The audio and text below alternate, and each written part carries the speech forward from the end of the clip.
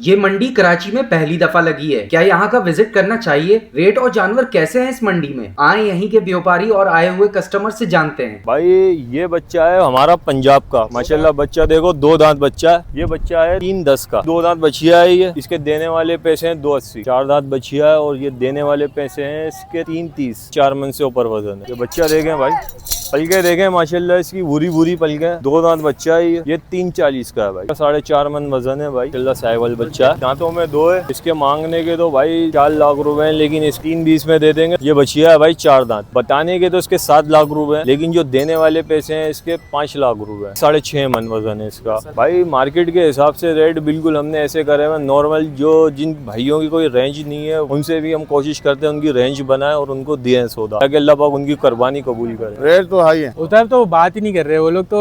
हमारी हालांकि रेंज भी बहुत अच्छी है, लेकिन वो लोग उस रेंज का भी मजाक समझते हैं। इससे अच्छा है कि आप बड़ी कहीं नॉर्दर्न ही जाएं, क्योंकि वहाँ पर तो अच्छे खासे मेरे सौदे हुए हैं। क्या ख्याल है इस मंडी के बारे में? कमेंट में जरूर बताएं।